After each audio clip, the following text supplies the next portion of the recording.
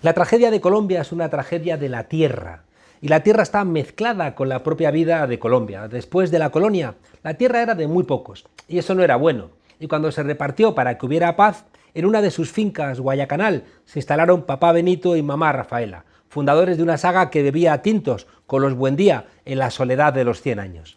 Luego vendrían el café, las carreteras, la luz, la fotografía, el cable aéreo, los bandoleros y las disputas políticas. Y William Ospina, mirando en las fotos del pasado, la ha cosido. Una Colombia llena de montañas, brumas y platanales. Una Colombia rural que teme más al rayo que a los tranvías. Y que cuando piensan avalanchas no son de gente, sino de barro y ramas rotas. Una Colombia donde el fin del mundo viene más con truenos que con cañones. Una Colombia que ve, toca y siente el acero de la navaja y el plomo deforme de la bala disparada y la rotundidad física de lo que rompe la carne. William Ospina ha escrito una novela de Colombia que se siente físicamente, como la noche sin bombillas, donde la muerte acecha. Buenas noches, William Ospina. Buenas, muy buenas, Juan Carlos. William, Colombia, una fábrica de huérfanos, escribes. Así es, sí, es una historia muy larga, la historia de las violencias colombianas, sobre todo, digamos, a lo largo del siglo XX. Pero para mí fue importante al escribir esta novela descubrir que Colombia ha tenido remansos de paz, ha tenido momentos a veces muy largos en los que las comunidades han podido ocupar los territorios y ocuparlos con esfuerzo, con alegría, con hospitalidad, con una capacidad de convivir. Y entonces mi gran pregunta es, ¿qué es lo que ha hecho que esos remansos de paz sean destruidos también cíclicamente? Y bueno, aquí cuento la historia de mi familia, de cómo ocupó una región de las montañas en el centro del país en el siglo XIX y pudo vivir allí hasta mediados del siglo XX. Hay en la novela la influencia permanente de la Iglesia, ¿no? Porque cuentas que los púlpitos hablaban con miedo del gobierno liberal desde el año 33, ¿no? Hablaban de tiempos impíos y de incluso el fin del mundo. Así es, la presencia clerical fue constante y además como era una presencia en muchas partes aliada del viejo poder terrateniente, eso siempre sintió mucho miedo de las ideas liberales y creo que todavía lo siente porque algunas de las reformas liberales necesarias aquí no se hicieron nunca. En otros países de América Latina se abrieron camino las reformas liberales, en México, en Argentina, en el Ecuador de Eloy Alfaro, en la Bolivia de los mineros de los años 50. Pero aquí las reformas liberales fracasaron. La última fue el movimiento de Gaitán en el año 48. Entonces siguió siendo una sociedad señorial bajo una fachada democrática, pero pues el hilo de sangre no ha cesado. Y al lado de esa iglesia más oficial, una iglesia, no sé, de santeros, de religiones antiguas, con negros, culebreros y también incluso encostalados. Sí, sí, claro, bueno, en todo el continente, pero sobre todo diría yo en Brasil y en Colombia también, la vieja prédica de la religión tenía una cara oficial en el mundo eclesiástico, pero había un hervor popular, un esfuerzo por asumir toda esa religión de la fraternidad y todo esto, que se expresaba en movimientos populares, a veces rebeldes y a veces meramente disidentes, ¿no? En el Brasil se presentó el movimiento de Conselheiro, que fue muy poderoso y que fue aplastado por el poder central precisamente porque no se sometía a los dictados de la iglesia. Y aquí también había movimientos marginales, religiosos, que expresaban sobre todo la resistencia de la gente, pero que no llegaron a configurar nunca realmente iglesias. Hay un personaje enigmático, ¿no? La Santa, que aparece en momentos determinados, que desaparece. Para mí fue muy interesante el personaje, pero me parece que forma parte menos del universo religioso estrictamente que de la picaresca regional, ¿no? Porque yo nunca lo conocí, me contaban mis padres y mis abuelos que veían pasar a la santa predicando por las montañas y claro, despertaba como unas romerías, mucha gente detrás de ella escuchando sus discursos, discursos que coincidían con el miedo a la llegada de los liberales por allá en los años 30. Eh, hasta que un día desapareció y bueno, la manera como se cuenta al final el desenlace, eh, me parece que tiene más que ver con la picaresca que estrictamente con el mundo espiritual. Mm. Ahí, en esa Colombia rural, ¿no? Hay muchas supersticiones, ¿no? Y se tapan los espejos con telas negras para que no caigan los rayos. Así es, sí, sí, hay un montón de costumbres eh, que yo creo que están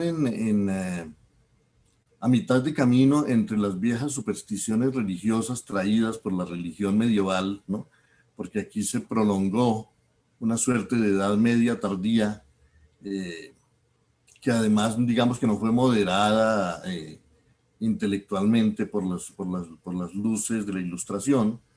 Eh, y también pues hay un costado como indígena, ¿no? Esa frontera entre el mundo eh, europeo y el mundo indígena que deja siempre muchos espacios y en todas partes para la magia, para la fantasía, para las criaturas de la naturaleza. Aquí hubo durante mucho tiempo cierta idea de que los bosques, como en la Europa medieval, también estaban llenos de criaturas fantásticas. Mm. Y por eso también cuando llega la tecnología, llega el avión o llega el gramófono, son pequeñas revoluciones. Claro, por supuesto, y en todas partes lo fueron. Aquí creó una extraña alianza de mundos y de épocas, pero es muy típico de América y de Latinoamérica que, digamos que nos sigue las pautas históricas hegelianas, ¿no? Aquí, por ejemplo, primero llegó la sociedad de mercado y después llegó la esclavitud, ¿no? Aquí llegó primero la contrarreforma y solo siglos después ha llegado la reforma, ¿no? Aquí no es fácil decir que seguimos una secuencia evolutiva histórica de algún género, porque estamos en la globalización desde el siglo XV.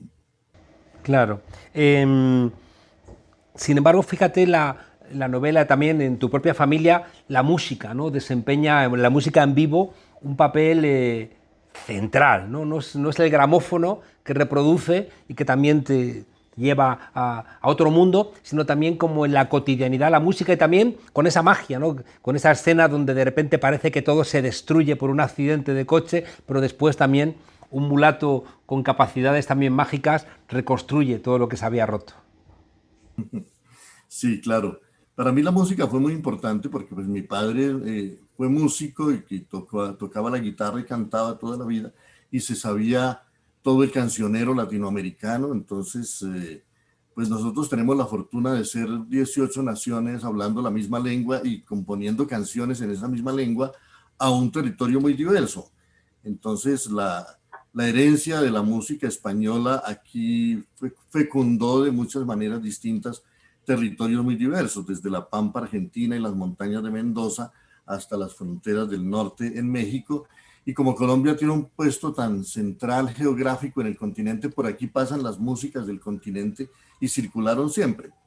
Porque además este continente que siempre fue fragmentado por la economía y por la política, siempre fue unido por la cultura, por la lengua, por la literatura, por la música. Entonces, a veces nos sentimos muy aislados del mundo si pensamos en las fronteras, en los gobiernos, en la economía. Pero si pensamos en la música y pensamos en las costumbres, eh, sentimos que formamos un país, ¿no? Una región, si no homogénea, por lo menos muy comunicada. Hay un chiste malvado que dice que la música que más le gusta a los chilenos, que ya se sabe que odian a los argentinos, es el tango. Y le dices, ¿y por qué? Si siempre odiáis a los argentinos. Y dicen, porque los tangos siempre muere al menos un argentino, ¿no? En tu novela, el tango cantado por Oscar se convierte también en un espacio muy especial. Sí, sí, y es muy interesante el diálogo entre los países porque en la Argentina el tango fue la expresión de un urbanismo que nacía, ¿no? De la ciudad que crecía y de los que llegaban a vivir en las orillas de la ciudad y en los suburbios y todo esto. Los En Colombia, arrabales. en Colombia el tango funcionó durante mucho tiempo más como un presentimiento que como una realidad, ¿no? Era casi el anuncio de la ciudad que venía, ¿no? Todavía estaban en el campo, pero ya oían música de las ciudades, ya oían los dramas de la ciudad, ya oían narrar su propio futuro en las canciones. Hmm. Oye, en esos valles, en esas montañas, está permanentemente la rivalidad por la tierra, pero también la rivalidad por una mujer y también una suerte de luto permanente que parece que no se marcha. Sí, bueno, todo tiene que ver sobre todo con la violencia. Digamos que en el tiempo en que el mundo campesino estuvo vivo, eh, no había realmente una relación luctuosa con el mundo y la verdad es que tampoco había grandes rivalidades de tierras, los pequeños conflictos de linderos que tienen a veces los campesinos, pero no era nada que condujera a problemas de violencia grande. En Colombia comenzó la gran violencia, digamos, después de los pactos de la posguerra que definieron el modelo de desarrollo que le iba a ser impuesto a estos países y en los que se dio casi la orden que las élites locales acataron enseguida de que había que desamparar el mundo agrario, el mundo campesino, que era la vocación natural de esta tierra, y construir una urbanización acelerada con las gentes que llegaban de los campos y que aquí era y que aquí en realidad no tenía un respaldo histórico porque no había una élite dispuesta a industrializar el país. Entonces se le arrebató a las gentes su tierra por una violencia muy despiadada y se la arrojó a las ciudades, pero en las ciudades no había otro destino que consumir, pero no producir. Eso generó la mayor parte de los conflictos que vive hoy Colombia, ¿no? Una sociedad urbana pero no industrializada, donde realmente la fuerza de trabajo no es absorbida por la economía y entonces se generan fenómenos enormes de marginalidad, de exclusión y de economías ilegales de todo tipo. Así se diseñó la economía ilegal que hoy Colombia padece. En la novela tengo la sensación de que va en paralelo la tierra como vida y como problema y la mujer también no como problema, pero sí como vida a la cual de alguna manera se quiere, no sé si usurpar, poseer. Bueno, una cosa que yo descubrí escribiendo esta novela y tratando de reconstruir los cuentos que me contaban en mi casa y las historias de mis tíos y de mi familia, fue el papel de las mujeres en ese proceso de colonización. Sabemos mucho de los hombres que avanzan tumbando monte, tumbando los árboles, abriendo los caminos, construyendo las parcelas y hasta edificando las casas, ¿no? Pero quienes verdaderamente construyen la cultura son las mujeres, las que crean las costumbres, las tradiciones, la higiene, la recreación, las que generan y mantienen los ritos de la hospitalidad, de la fiesta, de la memoria.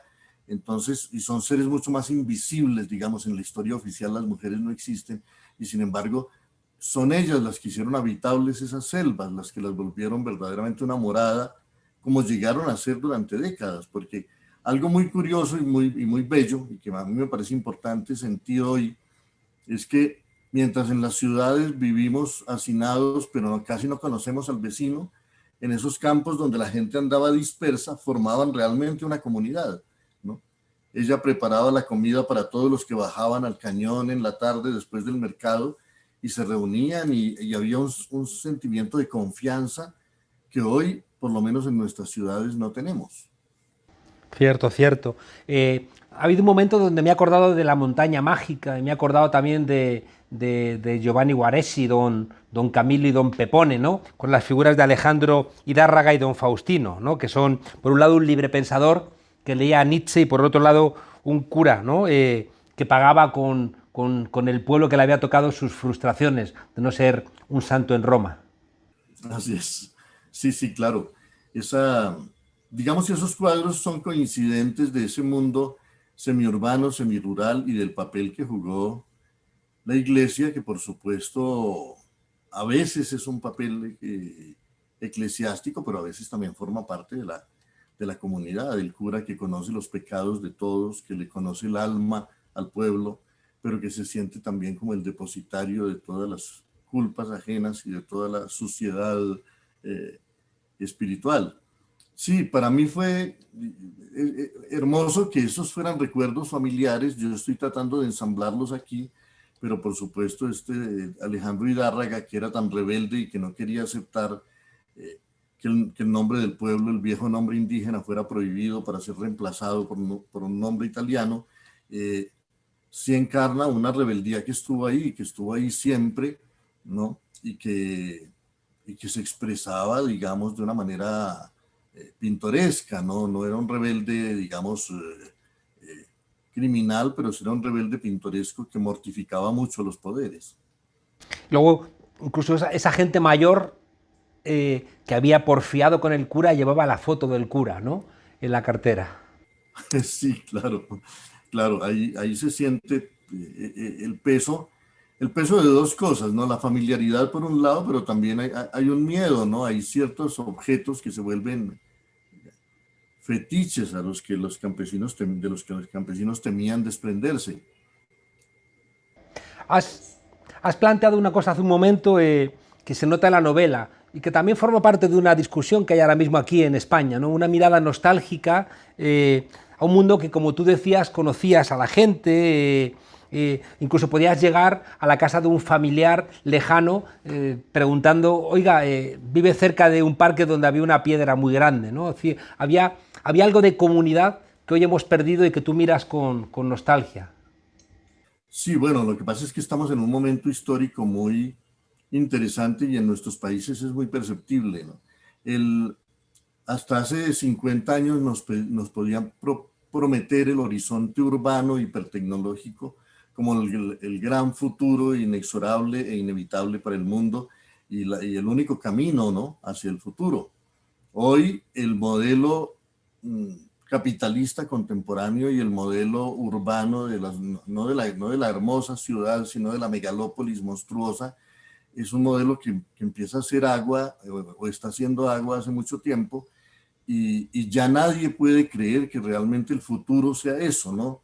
Ya la ciencia ficción solo nos puede vender las pesadillas del futuro, pero no las promesas del futuro. Y en esa medida todos empezamos a preguntarnos, porque la crisis climática está allí y porque la pregunta por la naturaleza, por el agua y por los alimentos sanos está allí, si de verdad todo ese mundo es ya solamente una nostalgia de un mundo perdido, o si vamos a tener que volver otra vez los ojos hacia la naturaleza y preguntarnos por un pacto nuevo con ella. Y tienes la sensación en tu libro que había más autenticidad, ¿no? Que la gente no posaba en las fotos. Bueno, la gente estaba mucho menos sometida a los aparatos que hoy, ¿no? Hoy ya somos solamente terminales de la gran industria y, y del gran espectáculo. Somos apéndices de las máquinas de una manera creciente. Y, y algo que ha ocurrido con lo que pasa hoy en Colombia, eh, con este precipitarse de los jóvenes hacia las calles, a encontrarse de nuevo, es que después de este año de pandemia que hemos vivido, ¿no? Los jóvenes que necesitan estar juntos, que necesitan abrazarse, que necesitan sentir que son seres humanos de carne y hueso, de sangre caliente, eh, necesitan estar allí, volver a sentir la materialidad del mundo. Pero la verdad es que este mundo contemporáneo nos reduce a píxeles y nos está fantasmando de una manera creciente. Y entonces es interesante porque nos permite arrojar una mirada nueva sobre cómo vivíamos antes de que fuéramos kafkianamente apéndices del gran cerebro electrónico. Hay algo como, no sé si paradójico, en este mundo actual lo que prima es lo audiovisual. En tu libro son muy importantes las fotografías, sin embargo la gran apuesta es por el relato, ¿no? Y quiero recordar que era Liborio el que dice que no quiere morirse porque todavía hay mucho con quien conversar. Así es, sí. Y era un personaje fascinante precisamente por eso, porque se pasó la vida conversando y tenía muchas historias que contar y, y tal vez lo que hace que yo mire con tanta simpatía y con tanta deleite ese viejo mundo campesino es que a nosotros nos vendieron la leyenda de que era un mundo rústico, primitivo, atrasado, eh, y lo que yo veía en ellos al recordarlo era el deleite de haber estado en el mundo, de haber conocido gente, de haber dialogado con ella, de haber visto destinos originales moviéndose por unos paisajes memorables y entonces, por supuesto que hay allí un contraste muy fuerte con, con el mundo en que vivimos hoy.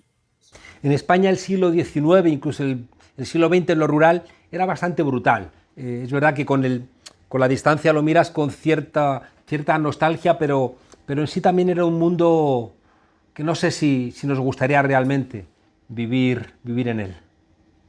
Bueno, la verdad es que algo debió tener porque la humanidad entera disfruta mucho leyendo el Quijote todavía, ni siquiera el siglo XIX, sino el siglo XVI, ¿no? Y todo el mundo ve en ese libro un modelo de civilización, ¿no? De civilización en el sentido más profundo de la palabra, la capacidad de dialogar, la capacidad de imaginar, la capacidad de creer en grandes ideales, de tener grandes sueños, a veces de confundir la realidad con el sueño. Y en esa medida no se ve en ese libro y en muchos libros del pasado solamente lo arduo del pasado y lo doloroso del pasado, sino también una magia, un embrujo que no parece tener la realidad contemporánea, ¿no? Yo soy muy desconfiado de la teoría del progreso, ¿no? Yo creo que el progreso que nos venden, ¿no? Cada vez más es una ilusión. Y si bien no creo que haya que idealizar el pasado, tampoco creo que haya que demonizarlo. Casi para terminar, dos preguntas. El mundo indígena en la novela aparece enterrado, escondido, emboscado, huido o encarcelado. Sí, claro. Bueno, hay un personaje al final, que es el indio alejandrino, un asesino al que contrataban en esos tiempos para cometer uno que otro crimen, porque eran, digamos, tiempos de paz en donde los crímenes eran los crímenes normales de la herencia de la condición humana, crímenes pasionales o riñas o accidentes, pero, pero es un personaje que por su nombre mismo encarna más bien el mestizaje más que el mundo indígena, ¿no? Y parece encarnar un mundo indígena degradado por su contacto con otra cosa, ¿no? Se llama el indio alejandrino y esas dos palabras parecen combatir la una con la otra, ¿no? Entonces, en mi casa siempre fue el asesino legendario, digamos, el que había matado al único muerto que hubo en esos tiempos de paz, que fue mi tío abuelo Santiago. Entonces, es un personaje muy complejo, muy oscuro. Se nota que tiene una sangre indígena, se nota que tiene sangre occidental, y se siente en él como ese doble destino extraño que hace incluso que en la novela parezca tener dos muertes, ¿no? Parece que no le baste con una sola muerte, sino que está ahí la sospecha de que murió aquí, murió allá.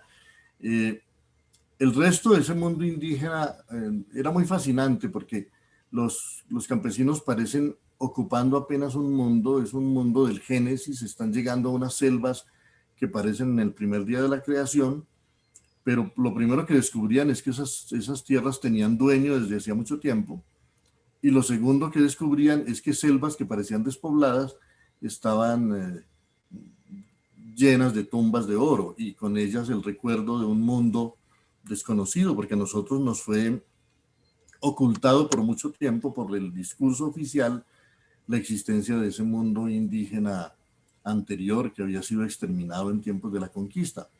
Entonces ese mundo se resistía a desaparecer, estaba allá, y esas tumbas llenas de oro hacían demasiado evidente, ¿no? Demasiado visible ese mundo perdido.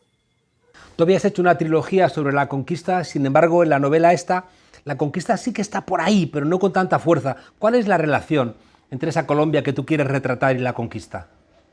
Yo siento que algunas cosas de nuestras violencias cíclicas nacieron con la conquista y nunca fueron corregidas, ¿no? Eh, cuando uno ve a los ejércitos paramilitares entrando en las aldeas hoy a masacrar, ¿no? Uno ve, siente la reviviscencia de esos viejos ejércitos superarmados que entraban en los pueblos indígenas también a arrasar y a saquear. Esas cosas han ocurrido en la historia, pero no tienen por qué eternizarse. ¿Qué es lo que permite que se eternicen? Yo siento que la falta del ingreso a una modernidad plena, ¿no? Es, los pueblos indígenas y los pueblos mestizos y los pueblos pobres permanecen en un desamparo, en una invalidez que hace que los que tienen riqueza y que los que tienen poder y que los que tienen armas fácilmente puedan seguir arrasando y seguir arrebatando la tierra como entonces. Es muy curioso que en Colombia todavía hoy haya un conflicto que durante mucho tiempo se ocultó entre los derechos de los pueblos indígenas y una casta de señores que se sienten, ¿no?, que son capaces de formular esta caricatura. Los indios quieren robarnos la tierra. William Ospina, autor de Guayacanal, que escribe que Colombia, donde para mirar al progreso hay que mirar al pasado. Los jóvenes están en las calles de Colombia, en Cali, en Bogotá, están siendo asesinados por el gobierno y esa historia de violencia parece que con este riego, ¿no?, de sangre de jóvenes que están diciéndoles a esas oligarquías que les amenazan con armas que ellos tienen bibliotecas, parece que son una invitación a la esperanza en ese país, a veces tan carente de esperanza. Sí, bueno, yo hace unos años yo escribí un libro que se llama Pa' que se acabe la vaina, que es un verso de una canción popular, de un vallenato, y hablaba precisamente al comienzo de ese libro de que el gran drama de Colombia es que aquí está ocurriendo una tragedia social desde hace mucho tiempo y el mundo no la veía, ¿no? Colombia ha sido muy invisible para el mundo y entonces no es que estén matando ahora a los jóvenes, es que llevamos una historia de violencia en la que se mata y se mata y se mata a la gente, pero eso no ha sido visible para el mundo. Yo veo como una esperanza el que ahora una nueva generación se está lanzando a las calles y Colombia ya por muchas razones distintas es más visible para el mundo. La vieja élite que gobernó a Colombia durante mucho tiempo, detrás de una fachada democrática, mantenía un modelo terrible de aniquilación. Es decir, este no es un problema de un gobierno. Este gobierno lo que ha hecho es que dejar caer la fachada democrática que existió siempre y dejar ver un drama que es un drama que viene de hace mucho, cómo se sacrifica a las generaciones jóvenes en un modelo económico y en un modelo político que verdaderamente no abre oportunidades para nadie. Veo las dos Españas de Machado, las veo también. En Colombia una apoyando a Duque y a su represión y otra con esa juventud en la calle pidiendo democracia. Me temo que la madre patria, como algunos quieren denominarse, no está a la altura en esta ocasión tampoco. Bueno, tenemos esos dramas allí y la verdad es que hay dos cosas, ¿no? Hay unas élites, ¿no?, que son las que encarnan todos esos conflictos, pero a Colombia siempre se la gobernó con una lógica del odio que no permitió que se diera verdaderamente una mínima unión nacional para, para las transformaciones que el país requiere, ¿no? Uno puede ser adversario de unas dirigencias políticas, pero cuando medio electorado opta por una opción, por un camino, hay que pensar en otro tipo de diálogo, no con esas élites, sino con la comunidad misma, para formar las mayorías que verdaderamente puedan lograr transformaciones. Lo otro es eternizarse en medio país contra el otro medio, y eso difícilmente permite avanzar en ninguna dirección.